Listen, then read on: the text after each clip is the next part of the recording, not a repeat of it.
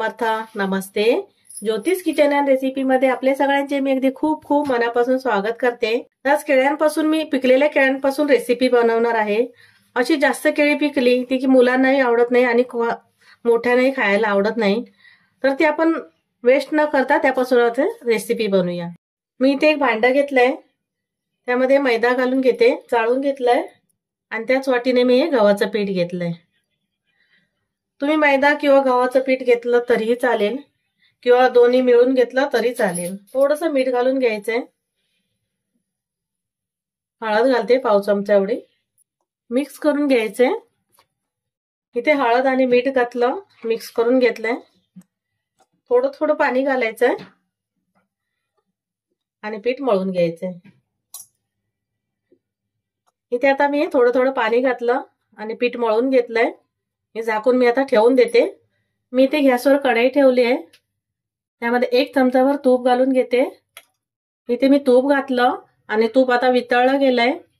इथे मी बारीक रवा घेतलाय, 1 वाटी रवा घेतलाय, तो घालून घ्यायचा आहे. गॅस कमी ठेवायचा आणि रवा छान असा भाजून घ्यायचा आहे.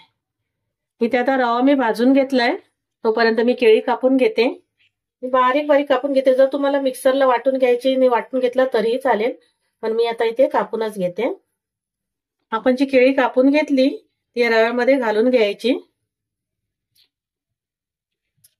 आणि चांगली अशी शिजून घ्यायची. आपल्याला गॅस कमीच ठेवायचा आहे आणि रवा भाजत आला ना की नंतरच केळी कापायची किंवा वाटून घेतलं तरी तेव्हाच वाटून घ्यायची, नाहीतर ती सर्व केळी कशी काळी पडतात. आता इथे मी शिजून घेते रवा. इथे केळी घातली, 2 मिनिटं मी असं शिजून घेतलंय. आता थोडंसं दूध घालते, 2 चमचे एवढं, आणि रवा आणि केळी चांगली शिजली जातील. मिक्स करून घेते. थोडं झाकण ठेवते 1 मिनिट. इथे मी दूध घातलेलं थोडंसं आणि शिजत ठेवलेलं रवा आणि केळी घालून परत एकदा मिक्स करून घ्यायचे. आता मी गूळ घालून घेते. अशी केळी गोड असतात तरी पण मी थोडंसं गूळ घालते. 1 वाटीभर एवढं गूळ घेतलं, छोटी वाटी आहे. आता परत व्यवस्थित असं मिक्स करून घ्यायचंय. इथे गूळ असं चांगलं असं मिक्स करून घ्यायचंय केळ्यासोबत आणि रवासोबत. जर मिश्रण जास्त कोरडं वाटलं ना तर थोडंसं दूध अजून किंवा पाणी घालू शकतं, एकदमच सुकं वाटलं तर. इथे गूळ घातलं आणि व्यवस्थित असं मिक्स करून घेतलं आणि पूर्ण गूळ आता विरघळलं गेलंय. थोडीशी वेलची पावडर घालून घेते. गूळ घातलंय त्याच्यामुळे थोडंसं जायफळ घेते मी किसून. परत एकदा मिक्स करून घ्यायचंय. रवा पण कसा शिजला गेला पाहिजे. जर वाटलंच जास्त तर थोडंसं पाणी किंवा दूध घालून घेऊ शकता तुम्ही. आता इथे आपलं सारण तयार झालंय. मी गॅस बंद करते आणि थोडा वेळ झाकून ठेवून घेते, थंड करून घेते. इथे सारण थंड होतंय, तोपर्यंत जे पीठ मळून ठेवलेलं झाकून हे परत एकदा मळून घ्यायचंय. तूप लावलं थोडं आणि मळून घ्यायचंय. पीठ चांगलं मळून घ्यायचं व्यवस्थित असं. मी आता इथे परत एकदा पीठ व्यवस्थित असं मळून घेतलंय. तुम्ही तेलाचा किंवा तुपाचा कशाचाही वापर करू शकता. पीठ व्यवस्थित चांगलं मळून घ्यायचं. जेवढं चांगलं मळणार ना तेवढ्या पोळ्या चांगल्या होतात. आता मी हे बाजूला ठेवते. इथे आपलं सारण पण थंड झालंय. त्याचे असे छोटे छोटे असे गोळे बनवून ठेवते मी. असे सर्व असं बनवून घेतले. इथं हे बाजूला ठेवते. हे मळलेलं पीठ आहे, थोडंसं पीठ मी घेते काढून आणि गोल गोल अशी पारी बनवून घेते.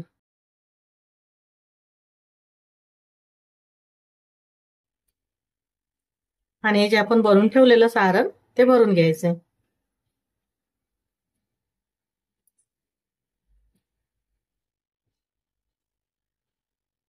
बंद करून घ्यायचंय व्यवस्थित.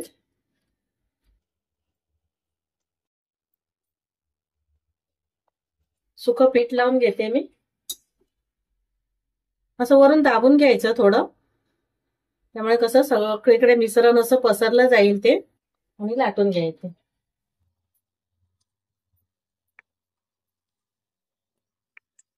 मी बघा आता इथे ही पोळी लाटून घेतलीये. तोपर्यंत मी तवा गरम करत ठेवलाय. आता पोळी शेकवायला घेऊ. इथे मी तवा ठेवलाय आणि पोळी घालून घेते, शेकायला घेते. एका बाजूने थोडीशी हलकी शेकली की नंतर परतून घ्यायची. आता परतून घेतली मी. दोन्ही बाजूने छान अशी मस्त भाजून घ्यायची खमंग. मस्त पोळी फुगली गेली आहे.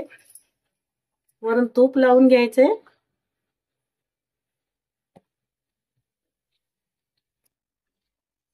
हे बघा मस्त आपली छान अशी पोळी तयार झाली आहे.